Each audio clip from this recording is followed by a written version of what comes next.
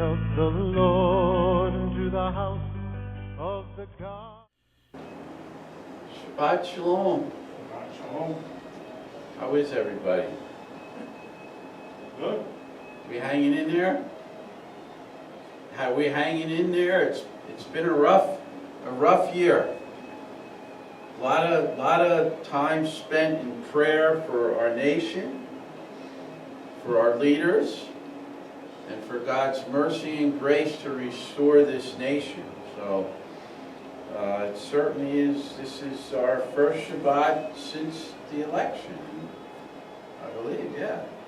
So praise God. We've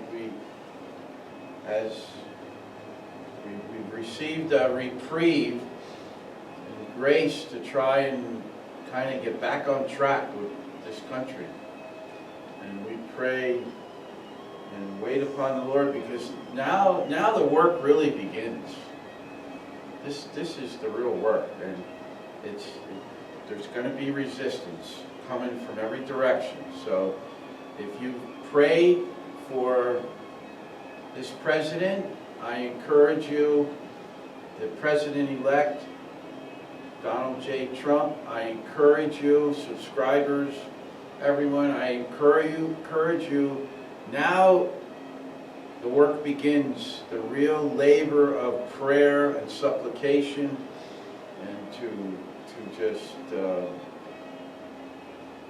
cry out to God that He gives leaders the grace and strength to honor Him, to honor the Creator of the universe, and to do what is right in His eyes according to the foundations of our Constitution, which is, all men are created equal. And may we understand what that is in the day-to-day life cycles in our towns and cities, and be a light to the nations in doing it. And we just rejoice in God's mercy and grace at this time. So, our Parashah for today is Lekh, get yourself out, or when you go out. It's about our father Avraham, and I'm not going to get real deep or real,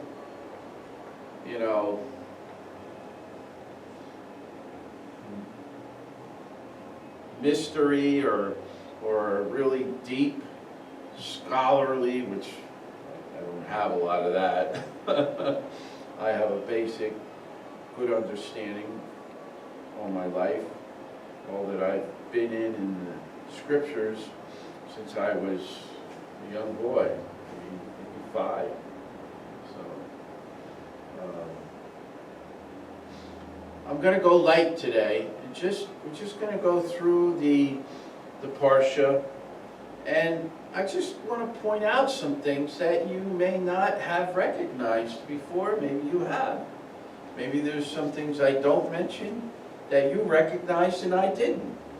And, feel free to comment or share it with me in Oneg or whatever. So I want to say Shabbat Shalom to our subscribers. Thank you for listening. We look forward to being with you every week.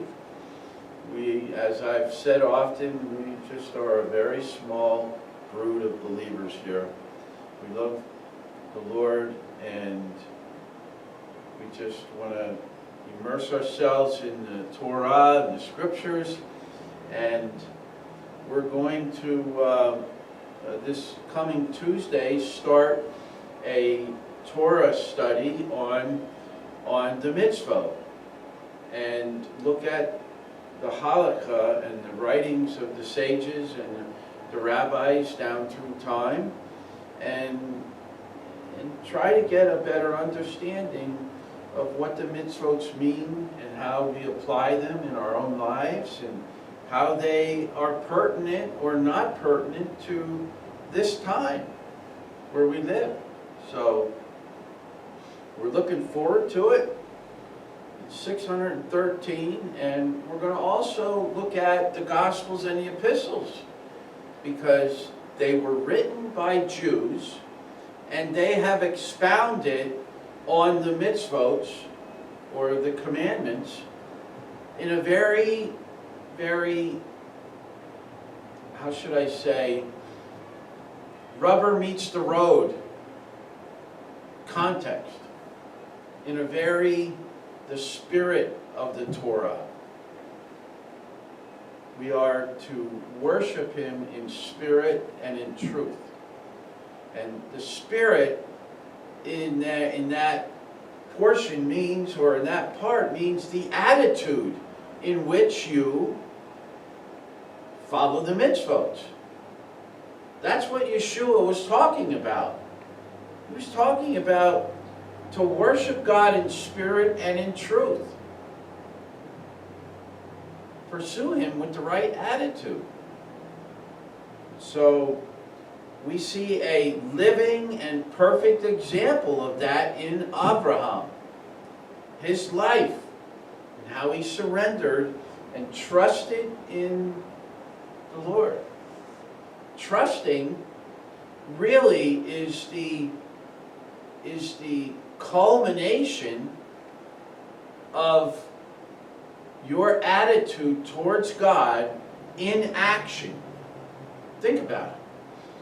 You act and move forward in the things of God because you trust Him. And that is an attitude. Faith is an attitude. Belief is an attitude. It's also a revelation, an enlightenment. God has to reveal Himself to you and show you who He is. But you got to be seeking as well. If you seek me, when you seek me, if you seek me with all your heart, then you will find me. That is what God is looking for. So I'm just going to go through each chapter real lightly. And I hope it's a blessing to you. So pardon me a second. I'm nursing some sinus issues, but getting over it. It's getting better. Oh, how's that? If you were here last week, you'd know it was worse. So, all right. So we go to chapter 12 in B'reSheet. And I just want to point out some of the key things here. Okay? Yehovah says to Avram, get yourself out of your country and go to the land I will show you. In your relationship with the Lord. Have you ever heard Him say, get yourself out of where you're at and go to a place that I will show you? It's happened to me. I was at a particular place. Actually, it's happened more than once to me. And if you think about it, Israel in the wilderness had it happen pretty regularly. Because when the fire or the cloud would move, they moved. God says it's time to get out of here. It's time to move on. And in our own lives, we have, if we're connected with, in our relationship with the Lord, if we're walking in the Spirit of God and we're worshiping Him in spirit and truth, we're going to know when that time is. He is going to make it clear to us. And the reason, you see, there's a reason why he instructed him to get himself out of his country and go to a land that He'll show you. There's got to be a purpose. It's not for you. It's for God's purposes. And as we read here, it says, after he points that out, he says, you are to be a blessing. So God, in calling Avram out of the Ur of the Chaldees and show him a land that he will go to, the purpose was so that he would be a great blessing. The details of that were to unfold. And that's kind of like our lives. Our lives unfold. Just think back in the past. All that you've been through. All that you've experienced. There were moments, and God led you to new places. So why? So that he could be a blessing to you and you could be a blessing to others.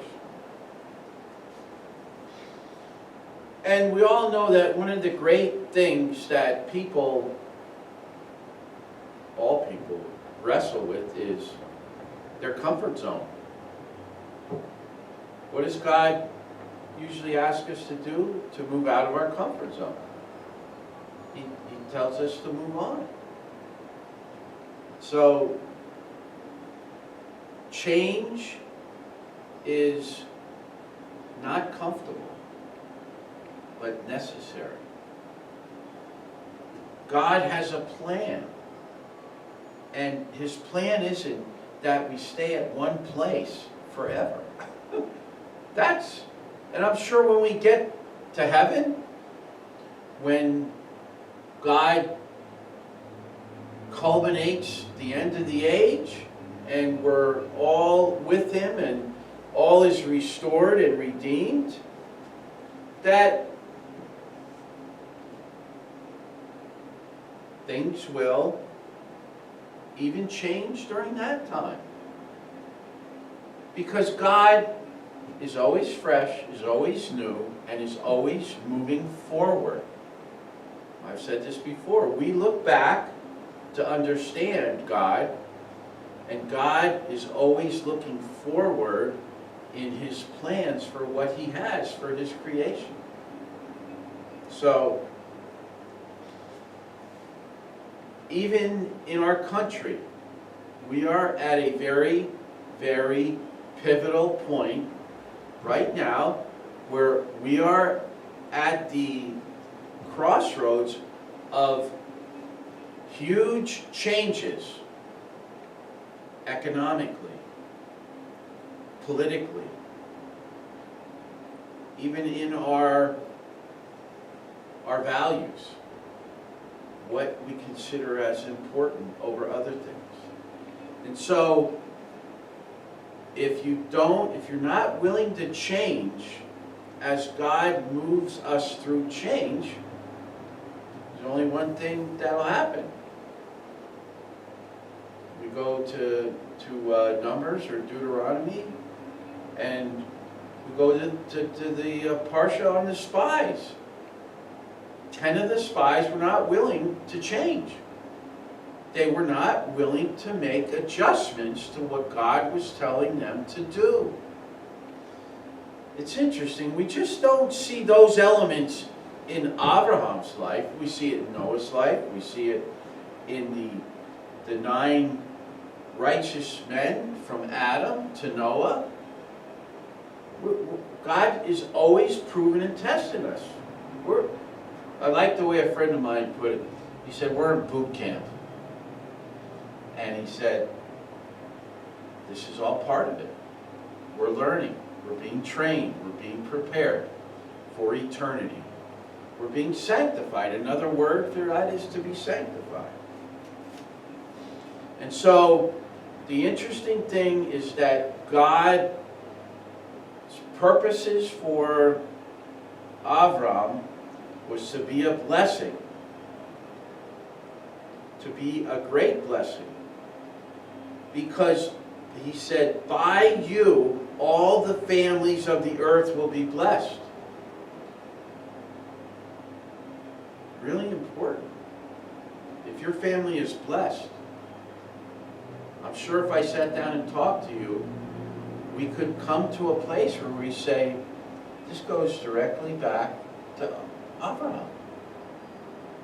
It's what he did back here that paved the way for the blessings that I've received today. One of them is salvation, redemption, Yeshua. That is what the blessing, one of the blessings. We look at the nation of Israel. Israel has blessed the world. Of all the Nobel Prize, Peace Prize winners, the majority of them are Jews that have brought untold blessings and benefits to the nations in health, science. We could go on in literature. So I think it's important to understand and to give thanks. Thank you, Father Yehovah, for blessing Abraham so that we could be blessed. Amen? You see, Avram was 75 years old when they left Haran. Now, you might ask, where's Haran? Okay. According to the Ebla tablet, the biblical evidence is by itself conclusive in placing Ur of the Chaldees in Urfa Haran region of south central Turkey.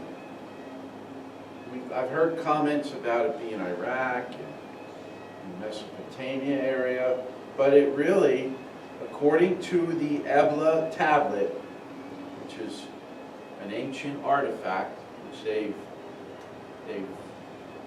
interpreted and understood it, it's in Turkey near the Syrian border rather than in southern Mesopotamia where it is located on so many biblical maps. Isn't that interesting?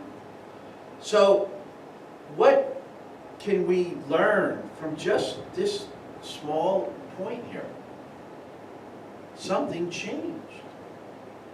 If you were raised at a time where that information was given to you, that the Ur of the Chaldees was in Mesopotamia, which is modern-day Iraq, and now uncovering of artifacts shows that it's in the south-central Turkey.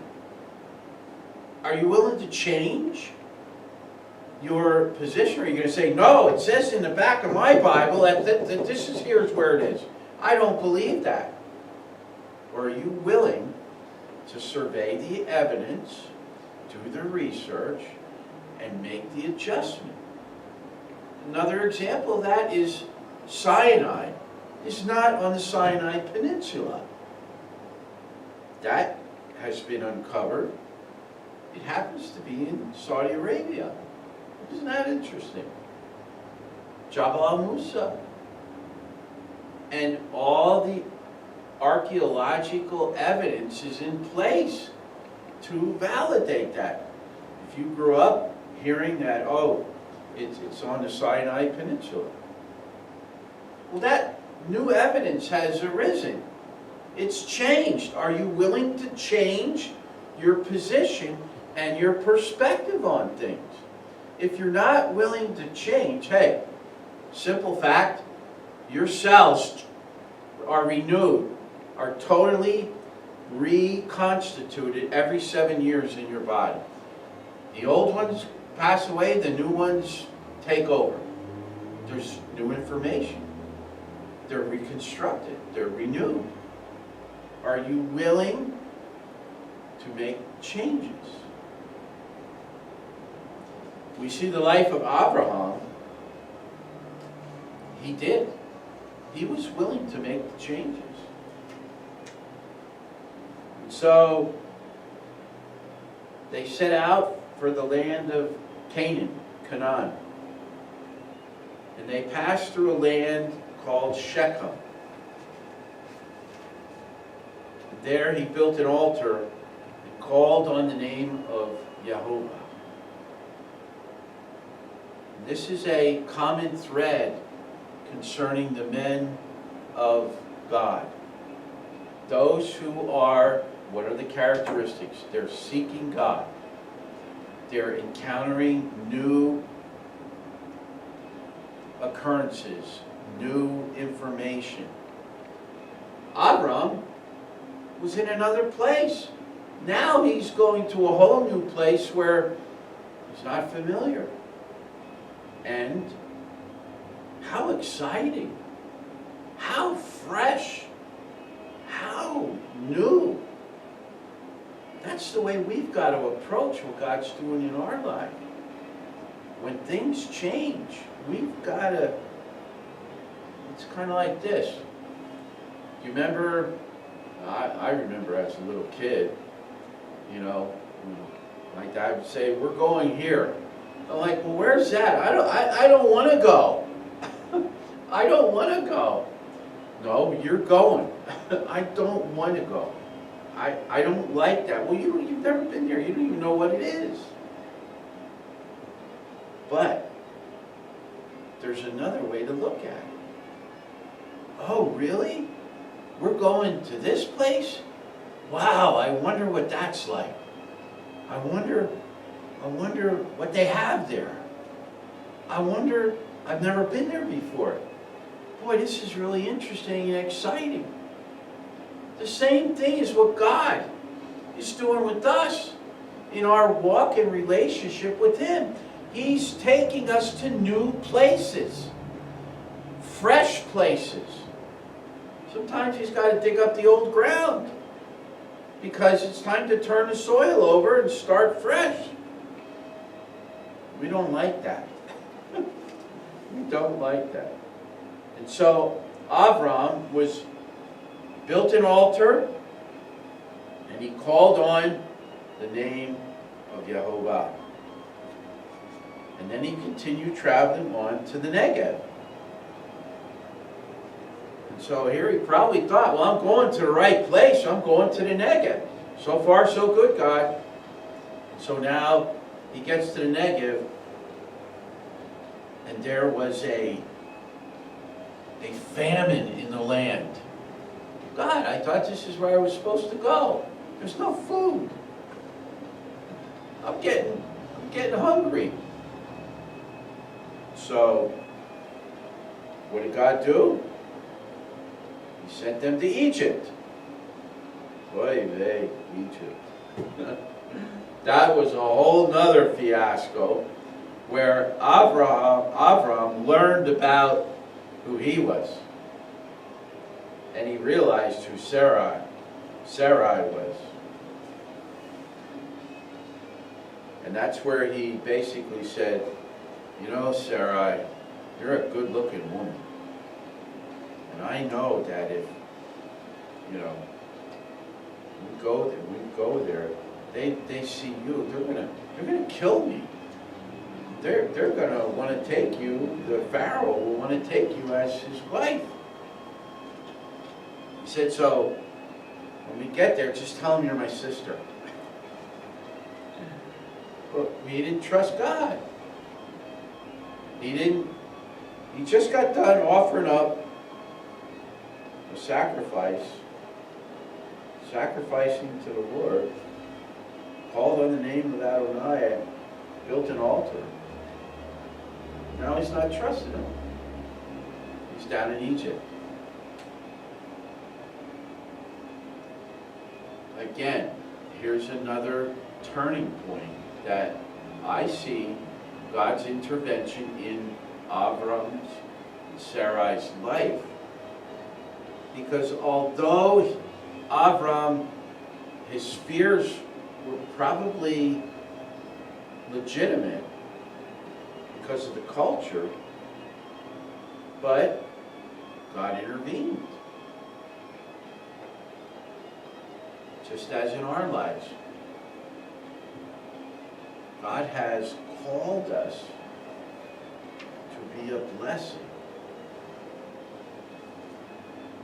And when the purpose for which He created us and purposed us to go through life gets circumvented, and we are seeking Him, we see where he intervened and protected Sarai. He'll do the same for us. And the overriding trait here is, what do we see going on here? God's relational. And what is he involved in? Traveling and moving is part of the mundane things of life, isn't it? Everybody moves at some point in their life. Some people move a lot, some move a little. But guess what? God's in it. If you're seeking him, he's there. Forget about the doldrums and the boring moments. Just keep it on. Just keep it on. See, because it's not about the things and the places and all the events. It's about the relationship, really, with Yehovah. And I lighted on that in my previous Parashah sermons, and it's the core of the Torah study that we're going to start on Tuesday. You see, it's really all wrapped up in our relationship with Yehovah, our seeking him, our immersing ourselves, our being united with him, and united with his instruction, his ways. His ways, another way to put that is his mitzvot, his commandments. His commandments are who he is. He is those commandments. It's his character, his nature. It's about the relationship.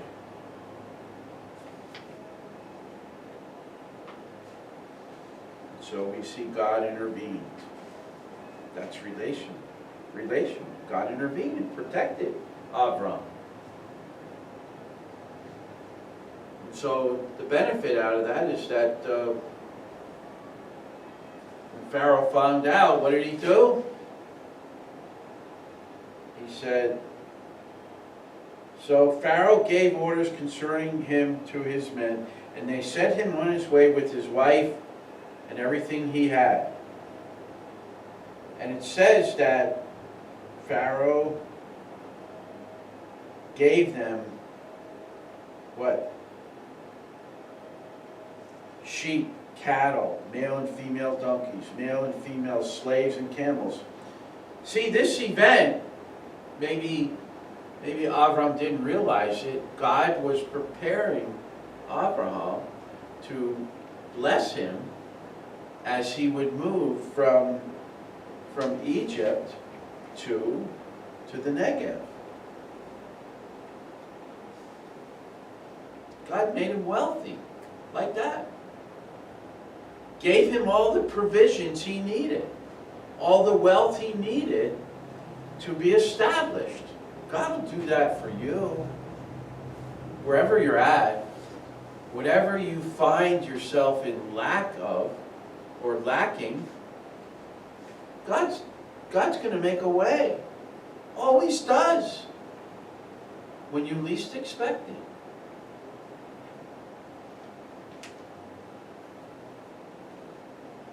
It says that after he went into the Negev, Avram became wealthy with much cattle, silver and gold.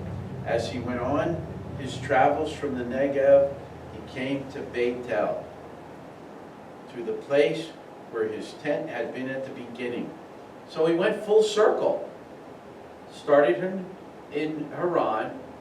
God sent him to Canaan. And he went from Canaan to where did it say?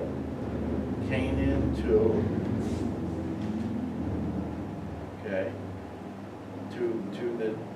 Bethel, from Bethel to the Negev, from the Negev to Egypt, and from Egypt back to the Negev. I wonder if he felt like he was going in circles. You ever feel like you're going in circles? God works in circles. He can work in circles. He'll bring you right back to where he shows you that all the while you worried about this, and I just needed some time to pull everything together so that when you got back and around to where I had you before, everything will be ready for you. Everything will be prepared. Everything will come to its fullness, its completeness, so I can move you on to the next stage of what I have for you. And there again, what did Avram do?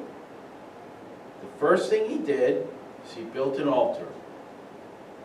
And the second thing he did is he called on the name of the Lord in chapter 13, verse 4. Pretty amazing. Pretty amazing. Now, they were so blessed because Lot was with him, his nephew, that back in the Negev, and I want to point something out here.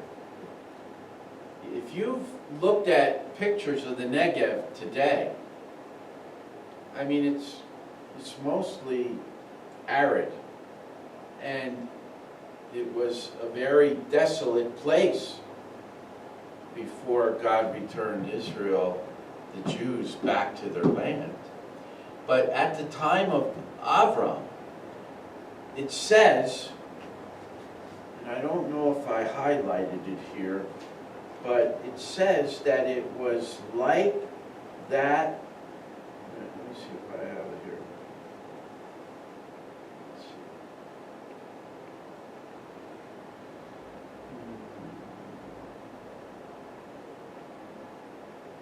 Oh, here it is. I do have it.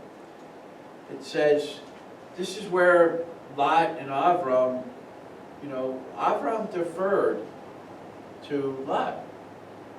He deferred to his neighbor. He said, if you go to the right, I'll go to the left. If you go to the left, I'll go to the right. What does that show? What does that illustrate to us? That Abraham was not interested in possessing and controlling the best of the land. He was beyond that. He was interested. He knew.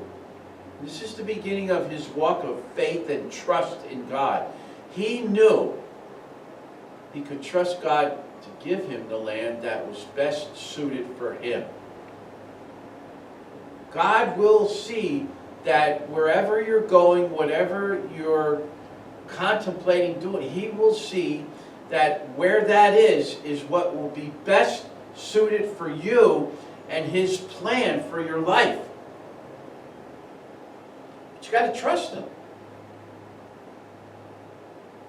You got to have the right attitude. Wherever you want me to go, Lord, I'll go. Whatever you want me to do, I'll do. Not my will, but thy will be done. I trust you. Interesting, it says here in chapter 13, verse 10, and I just find this really interesting. Now take note, this Parashah is before Avram is visited at the Oaks of Mamre, okay? And this is what Adonai says. It says, Lot looked up and saw that the whole plain of the Yarden was well watered everywhere. Now think about this. Comma, Lot saw that it was watered well everywhere. Before Adonai destroyed S'dom and Amora. I didn't know he was going to destroy them at this point. So there was something, I want to point this out, even in Canaan.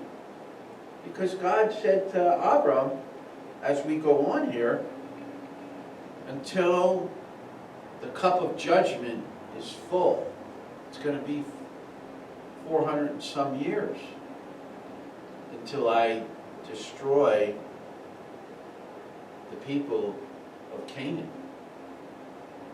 And so we see that there was a fluid knowledge and movement of what God was doing at that time amongst the nations. But I affirm again that the land was like the Garden of Eden. That's how rich and fertile it was. It says it right here. Like the land of Egypt in the direction of Zoar. Egypt was like that as well. That whole portion of land was well,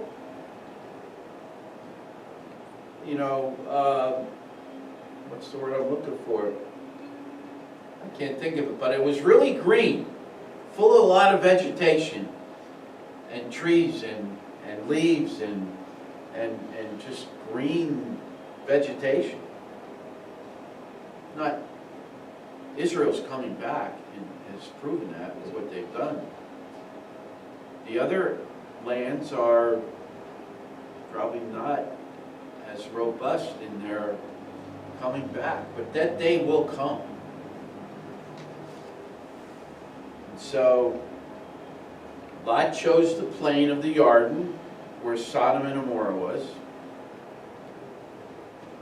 It says, Avram lived in the land of Canaan, and Lot lived in the cities of the plain, setting up his tent near S'dom. Near S'dom. Because the men of S'dom were evil, committing great sins against Adonai.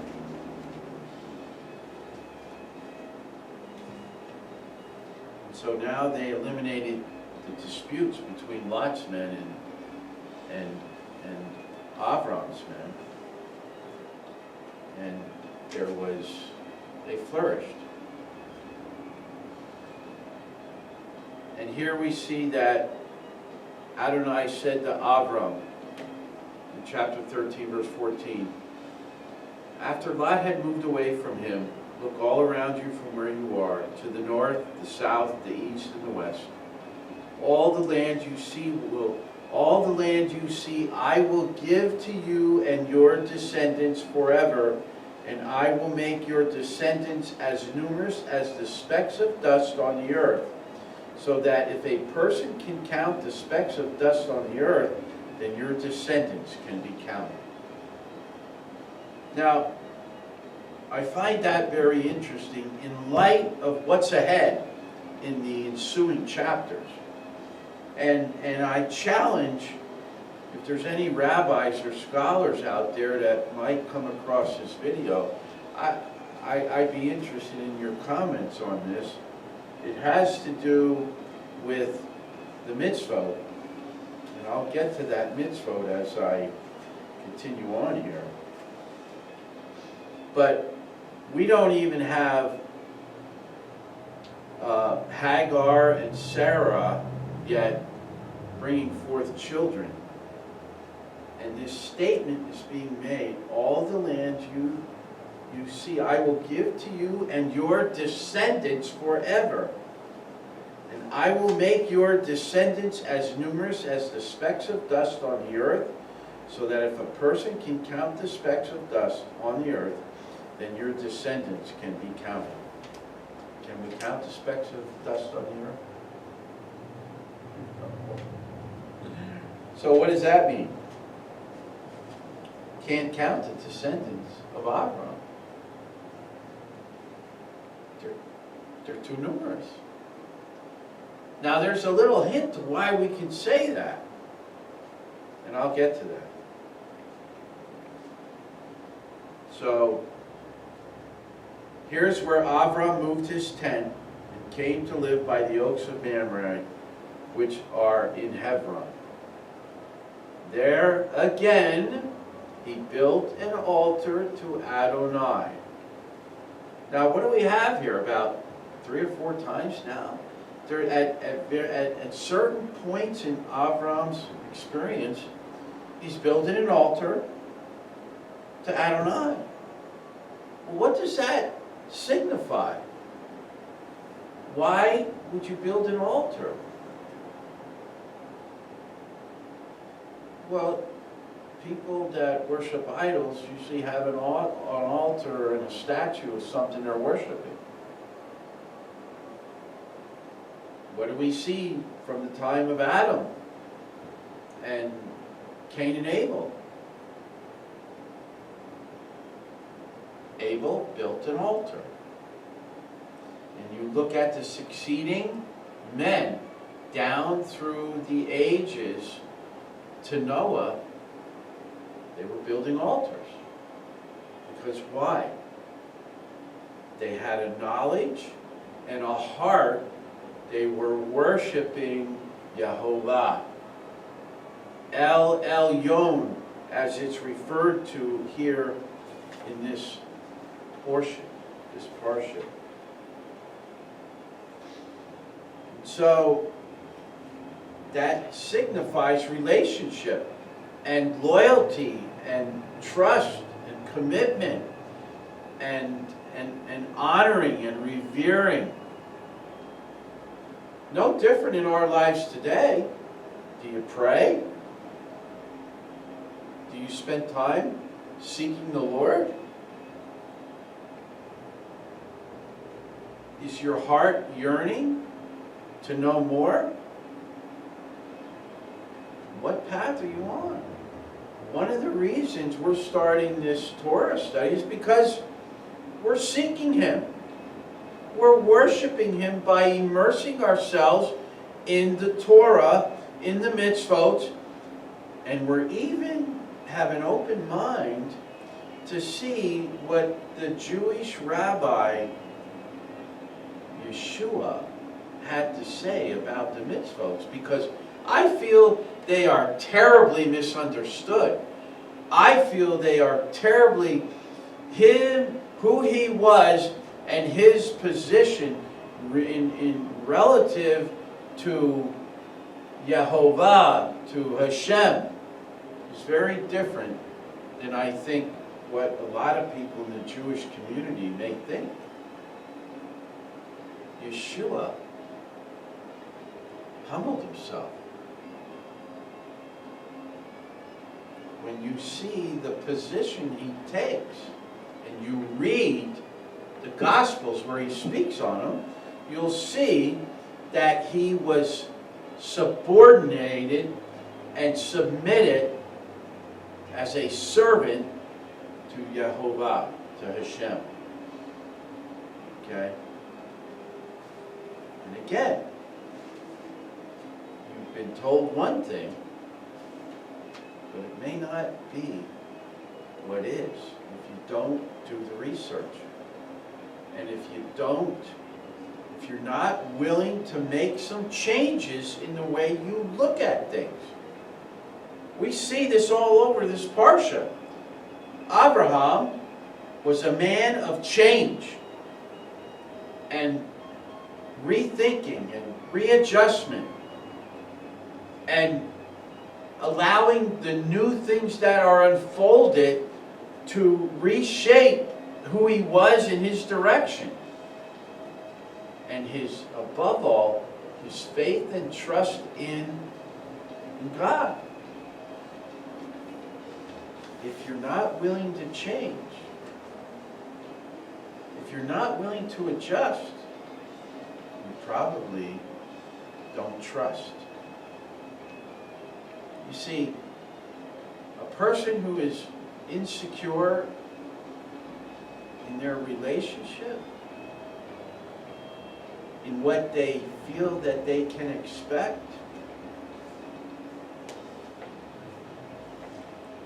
is not in a hurry to change the way they think about something because they're afraid. They fear change. When change is really a deliverance of a sort in your life, it really is. Change can be a vehicle of deliverance for where you're at in your life. I forget who said it, but I just feel there's going to be a whole lot of change coming. And for the good. And there's going to be those who resist. Because, why? They like the status quo. They're comfortable. And they like the gravy.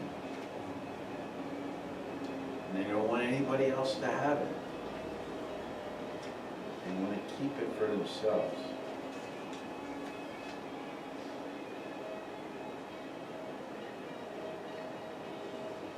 You know, when you upset the apple cart, the apples fall out. And usually roll all over the place. And some people think they're no good because they rolled all over the place. But I'll tell you what, there's people that'll pick it up and be thankful for the food, for the opportunity to have a couple apples.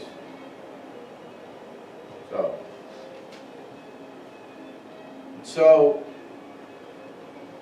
I'm not going to get into too much of this in chapter 14, where he talks about the plains of Shinar and all that occurred there with the kings of the east having captured Lot, and Abraham assembling his best trained men, 318 of them, and they went out and they pursued the kings of the east and defeated them and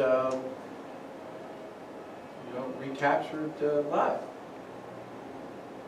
Now, again, we see there are times when we may be caught, captured in just a place in our lives where, it's just, we're kind of stalled. We're not, we don't feel like we're moving forward. There's nothing fresh, there's nothing new. We're not really, there's no excitement, there's no, just energy. I've been there. It's just recently that, I'd say for a good maybe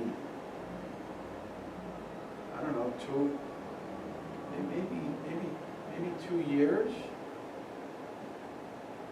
It's like my enthusiasm, my zeal, my energy, my drive, my excitement has dried up.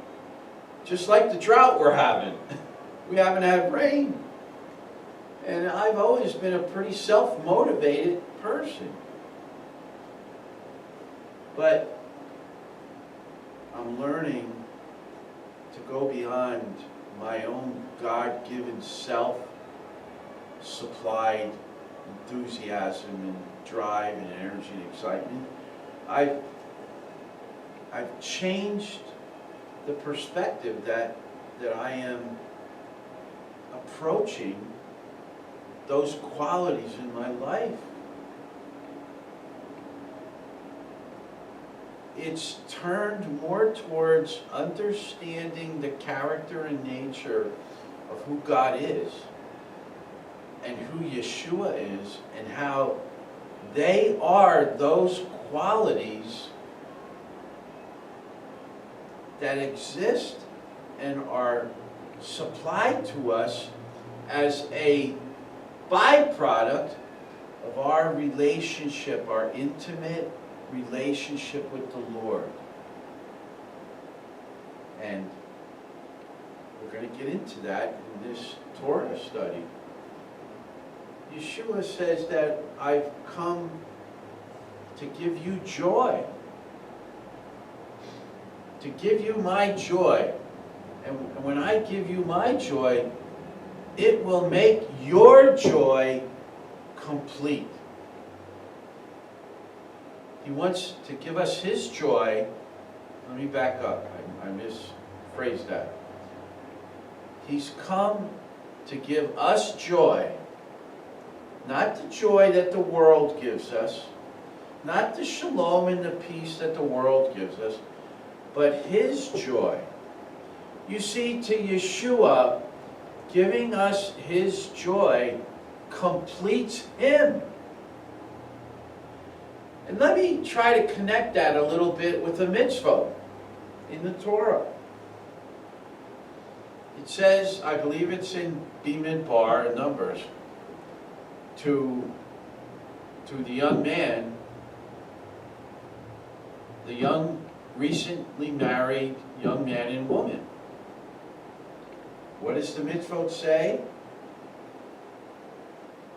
Make your wife happy. Well, that word happy also means joyful. Joy, if you're happy, there's joy there. Would you agree? So, we've been given a mandate as men to make our wives, or to contribute to their happiness.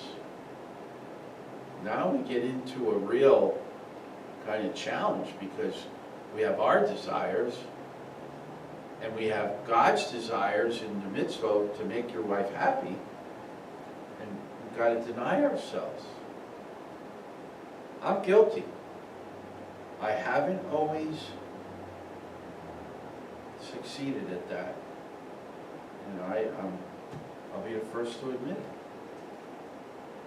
But as human beings, we got to face the truth, and that is we're all fundamentally self-centered, selfish individuals. We just are. And so in order, think about it, Yeshua said, I came to give you my joy. And when I give you my joy, that makes my joy complete. So what he's saying is, it brings joy to my heart to make you happy and joyful. But at a cost. He denied himself.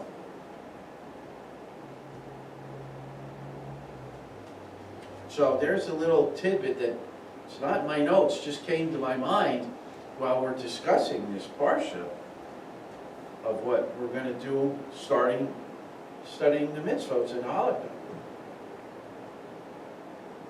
Make your wife happy.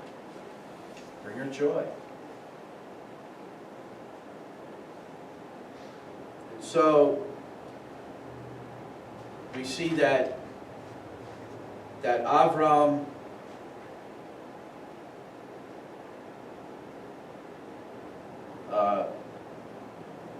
overtakes the kings of the east and recaptures his nephew Lot, and this is where we see that it's interesting. The king of Sodom went out to meet him, meaning Avram.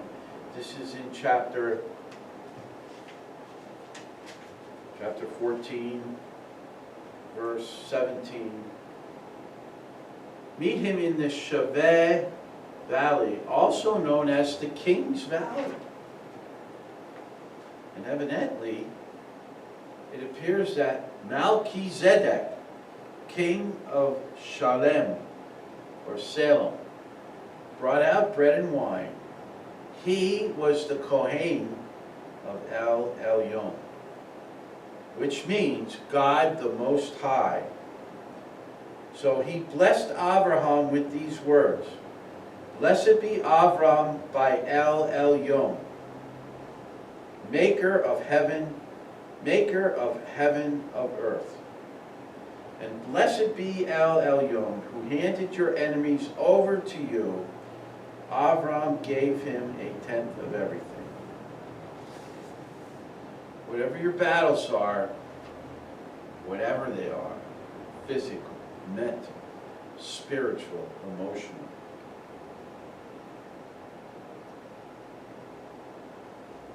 blessed be El Elyon, who handed your enemies over to you. We have that promise that whatever we're struggling with or going through, God will, if we are seeking Him, if we are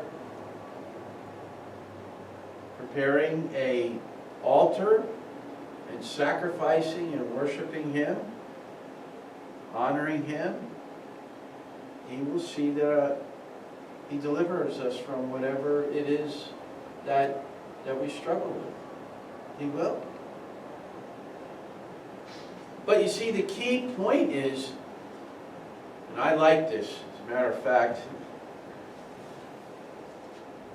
in one of the things that I sent to President Trump in some of the emails that I get just as supporting them, they asked for my thoughts on something, and there was a comment.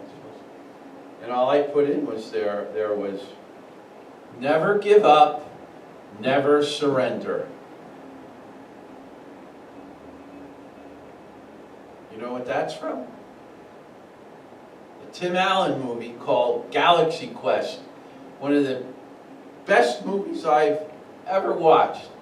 So, it's a takeoff on Star Trek. But the key point in there was never give up, never surrender. And that's what we have to do in our lives, in whatever we're challenged with. You know, we got to keep it on. Never give up, never surrender. And that kind of became President Trump's motto in many of his rallies and in some of the emails I got. Never give up, never surrender. He said, I'm never going to surrender. An example to us as a nation, as a people, whatever you're going through, never give up, never surrender. It's part of the process. It's part of the journey. This too will pass, whatever it is that is besetting you or you're struggling with. And sometimes people got to get to the bottom of the barrel before they are willing to look up and address things. And we see that in Yeshua's life, where he was confronted with laying his life down, and he sweat blood. He was challenged by that. Don't think, it was so easy for him to just, go to the cross, go to the torture stake. That was not an easy thing. It was so challenging, he sweat teardrops or drops of blood. Just check out the biological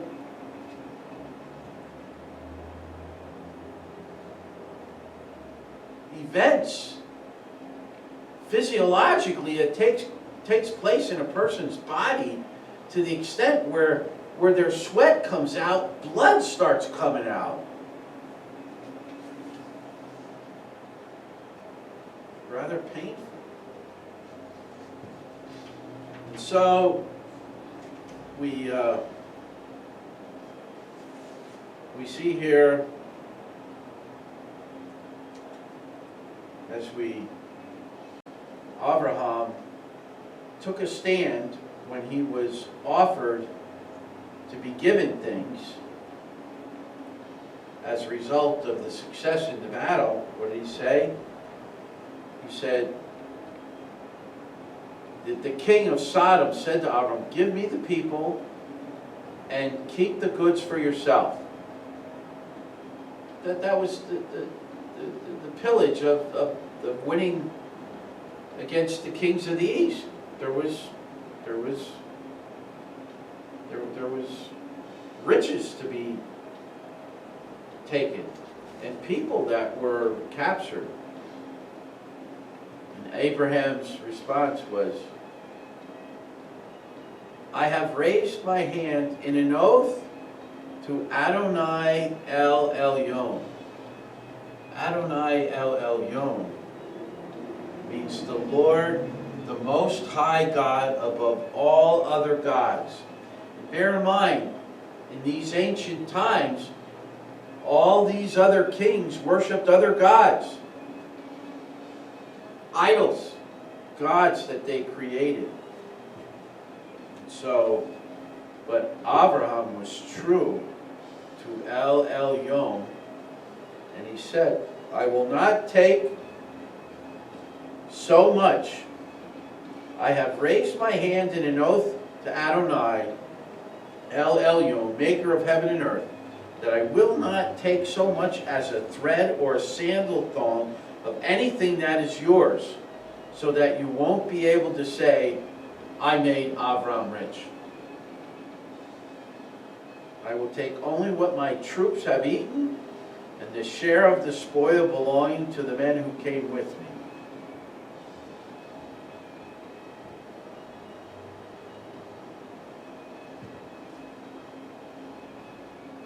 Nothing's for free. It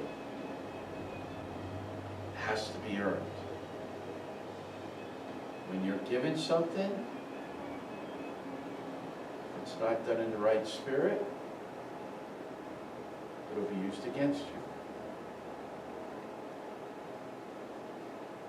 Did you ever have a friend that said, oh, I did this and this and this for you, you're not going to do this for me? You see, it's a wedge. They got a piece of you. They gave you something that you didn't have before and couldn't have gotten it on your own. And now it's a wedge to say, hey, I'll give you. That's going on right now in the political world. This whole thing around the choosing the Speaker of the House. The right man for the job is probably Scott. But it looks like because of, hey, I did this for you, now you owe me. So there's a battle going on in our capital. Pray and believe in God that the true, good, just, and right, motivated, intended man of the intent of the heart occupies the majority Speaker of the Senate. We have got to keep praying. The battle has just begun. We've had a George Washington, a General Jehu. If you've read any of Jonathan Cahn's books, now the battle begins. So keep praying. And above all, we need to recognize, as in Avram's case, it said, Adonai came to Avram. Again, he's seeking, God is seeking Avram. Avram is seeking God. There's an interaction there, a relationship we're seeing it played out. And we will through the next few Parashahs. But here's something Adonai said to Avram in a vision. Don't be afraid, Avram. I am your protector. Your reward will be very great. Do you know El Elyon as your protector? Do you? Well, guess what? The only way you get to know him as your protector is if you're threatened. Make sense? Just logic. If you're not threatened, you don't need a protector. America has been threatened. And the believing community throughout America, and I believe believers throughout the whole world, prayed. God revealed himself as our protector. But that brings with it responsibility on our place, in our part, to change the way we think about things and how we go about our daily lives. And what is important in our life, in our world, in our possessions, in our time. Well, there'll be an accounting of that. God showed us mercy, and He's going to expect a response from us that just doesn't, like with 9/11, everybody ran to the churches and the synagogues for 30, maybe 60 days, and all of a sudden after that, they just went back to the same old stuff. Not going to be that way this time. Not going to be that way this time. God moved heaven and earth to bring into being this president and this Congress and this Senate in order to bring about change for the benefit and the welfare of humankind and of people. People in this country who have cried out. And those who actually were not plugged into that, they will be the beneficiaries. And hopefully, through the goodness of God, they will seek Him when they see the goodness that will come about.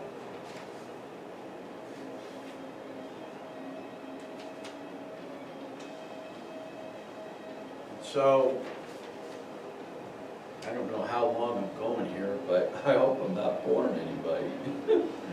This is just kind of an open, I just wanted to review this Parashah. Oh, there's a lot of interesting things here. Something very interesting that I found. And I'm going to get to that in the mitzvah. I will get to that. If this is too long, there'll be far less people watching the video. And that's all right. That's all right. The ones that need to watch it will watch it and will benefit from it. So we go to chapter 15, and right after God declares to Avram that I am your protector, your reward will be very great, Abraham's true heart emerges. Where his heart is at, his soul, his thoughts. And he didn't hesitate to share that and to express that to the Most High God of the universe. Did you know He's interested in what you have to say and what you feel and what your needs and your thoughts are? Did you know that? Do you believe that? It's true. The only way you're going to find that out is going through the struggles, the changes, and the challenges. Because Avram replied in this vision to God. He said, what good, in verse 2 of chapter 15, what good will your gifts be to me if I continue childless? And Eleazar from Damascus inherits my possessions. Well, Avram already decided how things were going to work out, didn't he? He just said it. My servant Eleazar will receive all my inheritance because I have no child, childless. Avram continued, so someone born in my house will be my heir. Then the word of Adonai came to him and said, this man will not be your heir. No, your heir will be a child from your own body. Well, this is before the oaks of Mamre. This is before the 3 angels appeared at the oaks of Mamre. God already told him that he's going to have a child from his own body. Interesting. This is where he tells Avram to look up at the sky and count the stars. Once again, count the dust, count the stars. Your descendants will be that many. And here's where everything kicks in. See, it's about believing in God. Not about falling down and crying, and you can do that. There's value in your soul being poured out and expressed through your tears, no doubt. But it's the act of believing. If you believe in your heart that He is God, you'll be saved. Believing is your mind. And it filters down into your heart. Your heart is the seat of your soul and your emotions and your mind, that meeting place. And so it forms your attitude. And so if your attitude is right, which we see here, Avram's attitude was right. He said, verse 6, he believed in Adonai. So up to that point, it looks like this was a period where Avram was kind of just not sure about this guy called Adonai, this God, because it says that he believed in Adonai. As a matter of fact, there was a clear event and point in Avram's life where he decided, I now believe in this God that is revealing Himself to me. And God responded and said, because you believe in me, your heart and your mind, I count that to you as righteousness. So what does that tell us? That, we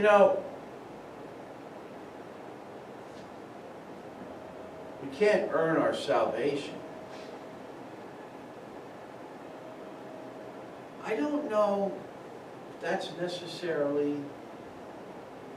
the perspective. Because when we think of earning, we think of doing works.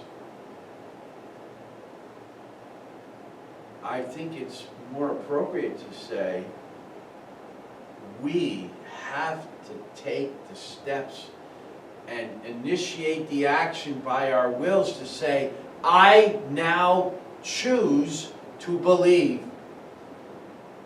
And the reward for doing that is righteousness given to you by God. Think about it. If you don't believe, it's not accounted to you for righteousness. But when you believe, here in Abraham's situation, God credited him that as righteousness. So you do have something, you do have a part in bringing forth righteousness in your life, in your existence.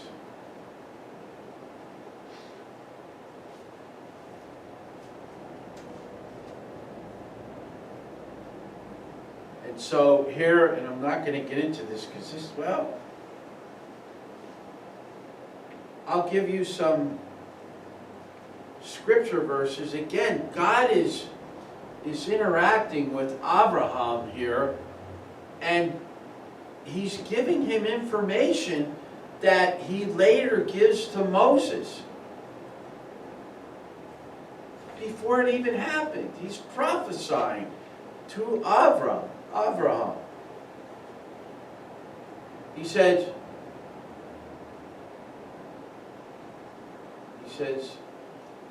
bring me a 3-year-old cow, a 3-year-old female goat, a 3-year-old ram, a dove, and a young pigeon. He cut the birds in half and laid them open, opposite of each other. And it says, as the sun, in verse 12 of chapter, I believe, 15. Yeah. He said, as the sun was about to set, deep sleep fell on Avram. Horror and great darkness came over him. Adonai said to Avram, know this for certain. Your descendants will be foreigners in a land that is not theirs. They will be slaves and held in oppression there 400 years. But I will also judge that nation, the one that makes them slaves. Afterwards they will leave with many possessions. As for you, they will leave with many possessions. 15 is not in this. But here we are, 400 years prior. God's telling him that they will leave with many possessions. They will be slaves. They will be oppressed. But I'm going to deliver them. Now, I want to focus in on the horror and great darkness came over them. Okay? In Exodus 20, I want to point out the uniqueness of God appearing and revealing himself to Avram, and God revealing himself to the nation of Israel when he came down on the mountain to bring forth the mitzvah. Exodus 20, 15 to 20. All the people experienced the thunder, the lightning, the sound of the shofar, and the mountain smoking. When the people saw it, they trembled. Standing at a distance, they said to Moshe, you speak with us and we listen, but don't let God speak with us or we will die. Moshe answered the people, don't be afraid, because God has come only to test you and make you fear him so that you won't commit sins. So the people stood at a distance. Now here's where there's the correlation, the parallel. Moshe approached the thick darkness where God was. What does it say here? As the sun was about to set, a deep sleep fell on Abraham. Horror and great darkness came over him. Wow. Avram was in the presence of the Almighty. That great darkness, as Moses was. Moses approached the thick darkness where God was. And if I looked it up, there's places in the scriptures where it says God dwells in the darkness. He's in the darkness. What do you think? Where do you think he was when he created the heavens and the earth? It says, in the beginning, God created the heavens and the earth without form and void. Then God said, let there be light. He was in the darkness before he said, let there be light. There's something about, and I believe, I don't know where it is, but it says, God says, even the darkness is as light to me. Check that out, Google that, or go into Bible Gateway and type in, even the darkness is as light to me. But I wanted you to see that there's common events occurring here with Abraham and the nation of Israel. it is the character and the nature of who God is. And once again, in chapter 15, verse 7, he says that, what? He says that they will leave with many possessions in verse 14 on chapter 15 of B'reSheet. I go to Exodus 3:18 to 22, and in 22 it says, rather all the women will ask their neighbors, this is in Egypt, and house guests for silver and gold, jewelry and clothing, with which you will dress your own sons and daughters. In this way you will plunder the Egyptians. They gave all their possessions, whatever the exiting mixed multitude asked for. But he told Abraham 400 years ago that was going to happen. They were going to leave with many possessions. Is God true? Is God true? Did he speak it and it came to pass? Absolutely.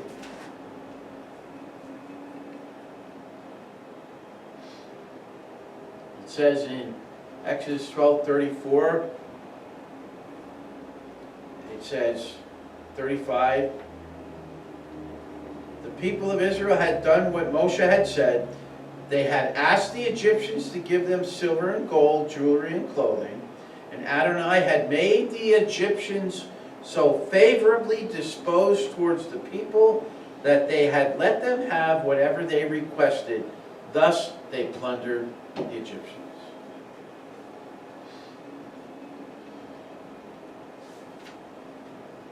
And here we have, it says, after the sun set, there was thick darkness, a smoking fire pot, and a flaming torch appeared, which passed between these animals. That day Adonai made a covenant with Avram. Avram, I have given this land to your descendants. Now listen to this. From the body of Egypt, okay, to the great river, the Euphrates in the north, the territory of the Kened, the Kenizi, the Kadmoni, the Hittite, the Prizzi, the Rephaim, the Amori, the Canaani, the Girgashi, and the Yebusi. Do you realize that right now Israel's land is just a small part of what will be when the Moshiach comes to some, or when the Moshiach returns. So, very interesting. Very interesting. I'm going to cover one last thing and close.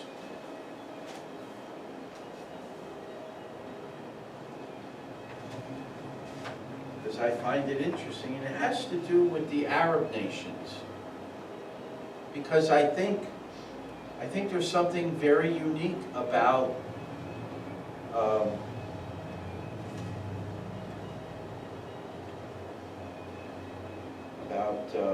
Ishmael. Something very unique. Something very unique about Hagar that you don't hear about this.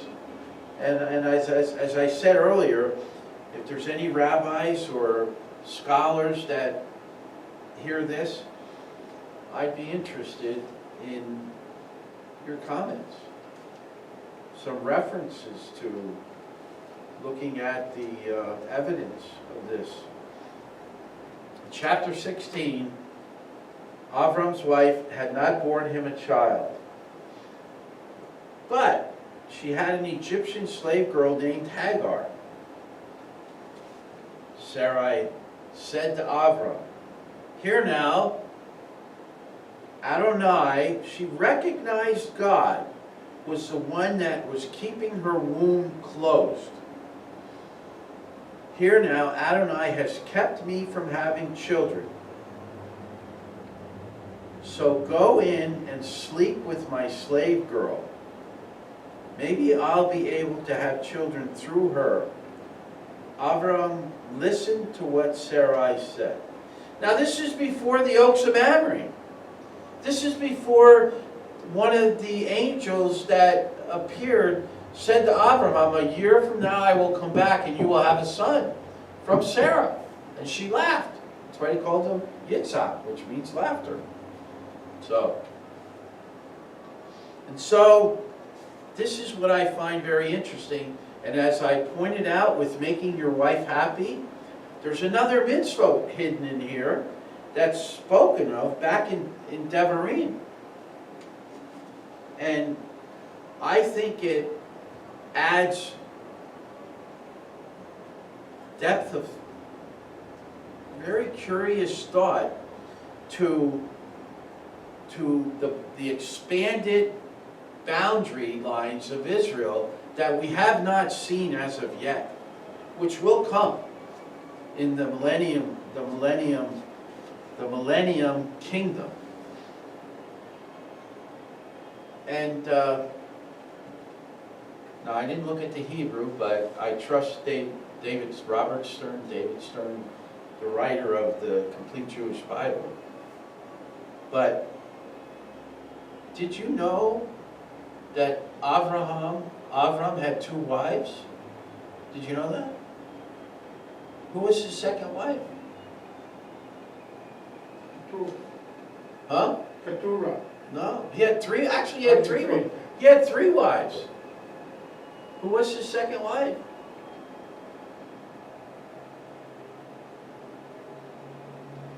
Yeah, Ishmael. What's that? The Ishmaelite woman. Say that again. Hagar. What makes you say Hagar? I thought she was his mistress and was given to his Sarai slave girl was given to him. She became his wife. What's that? She became his wife. Very good. That's true. But not by Avram's choice. No. Let me read this. Adonai has kept me from having children. So go in and sleep with my slave girl. Maybe I'll be able to have children through her. Avram listened to what Sarai said. It was after Avram had lived 10 years in the land of Canaan that Sarai, Avram's wife, took Hagar, the Egyptian, her slave girl, and gave her to Abraham, her husband, to be his wife. Sarai gave Hagar to Avram to be his wife. That's what it says. Now here's where the conundrum is. And I'd like to hear from some rabbis. I don't know how to interpret this particularly. I have to read up on some of the writings of some of the sages and rabbis, but I just came across this. It just kind of popped out at me.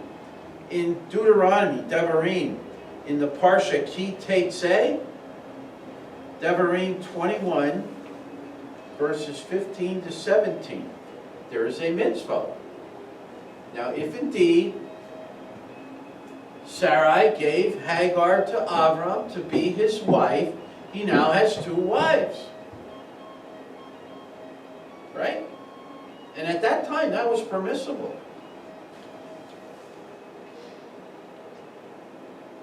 In Deuteronomy 21:15, here's the mitzvah. If a man has 2 wives,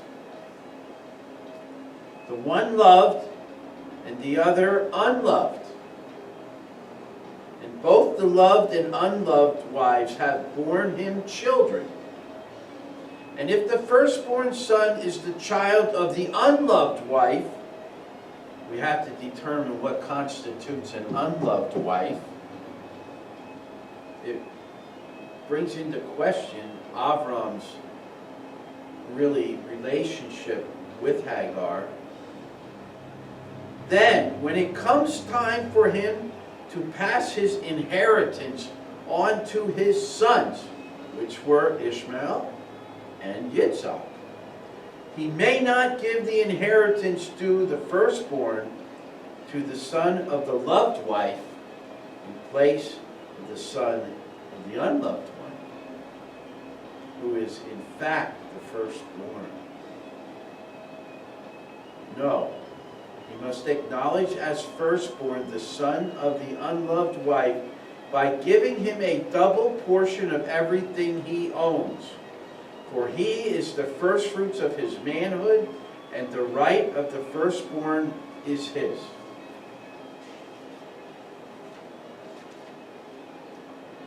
I don't know about you, but I read that the Arab nations, the descendants of Ishmael, received a double portion of the blessings of God in the inheritance.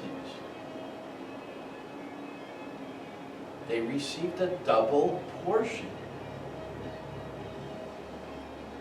Think about it. What are the ramifications of that? The Arabs are blessed. But have we misplaced our focus? Have the descendants of Ishmael and Yitzhak misplaced their focus?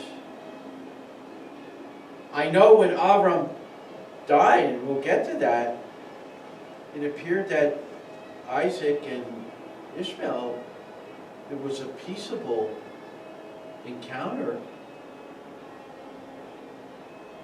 Maybe there's much more ahead of us in the reconciliation between Israel and the Arab nations that is just beginning, as we've seen with, and it's interesting, it's called the Abraham Accords. This is something I wanted to point out. You see, Israel is beholden to the mitzvot.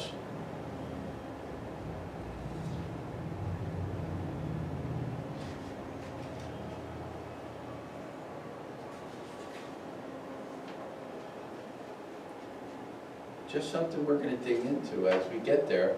You see how exciting understanding the mitzvot can really be? And we haven't even scratched the surface with some of the comments that Yeshua, the Gospels, John, Matthew, Rabbi Shaul, Peter, all of them may have enlightened in upon some of the mitzvot. But there are those believers that say, oh, we did away with that. I don't think so. And we and you will find out soon. So we go to chapter 17, and just a comment, and I will close.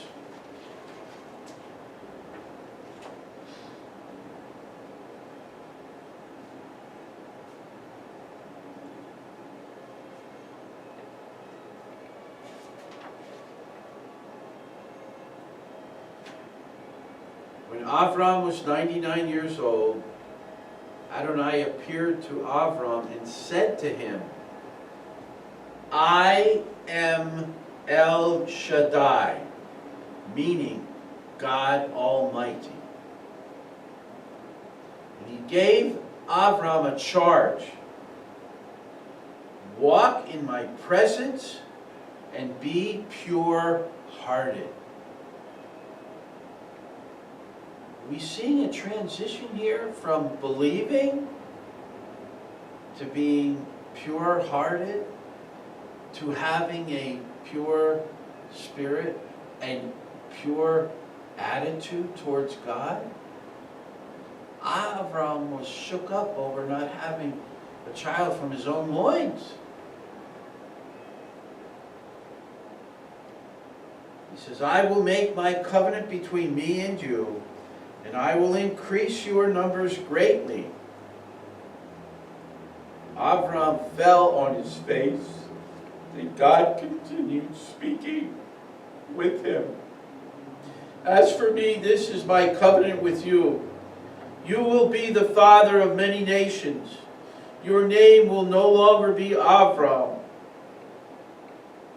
exalted father, but your name will be Avraham, father of many, because I have made you the father of many nations.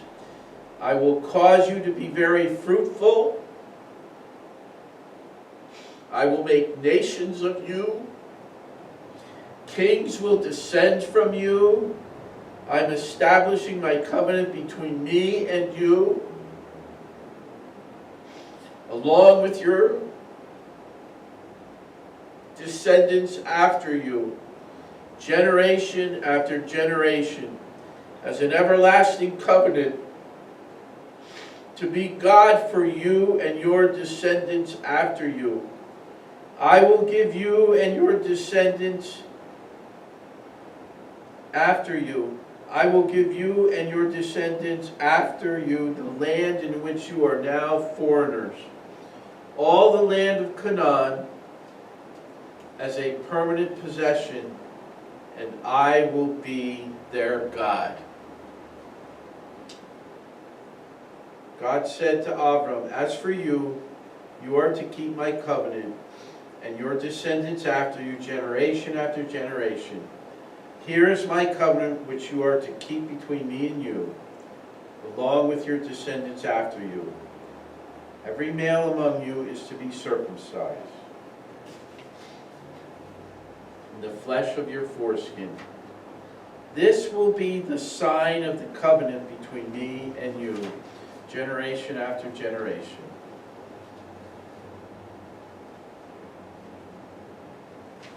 And he changed Sarai's name to Sarah, from mockery to princess. And it goes on and on. Read it, meditate on it. Beautiful. Beautiful expression of the Creator of the universe engaging a man and a woman, showing his love and favor and goodness, and through them, through which he will bring blessings and restoration to all the nations and all humankind. Baruch Hashem, bless you. Shavua Tov. Thank you for listening. Have a great week, subscribers and those who happen to kind of just stumble upon the straight and narrow way. Bless you. Shalom.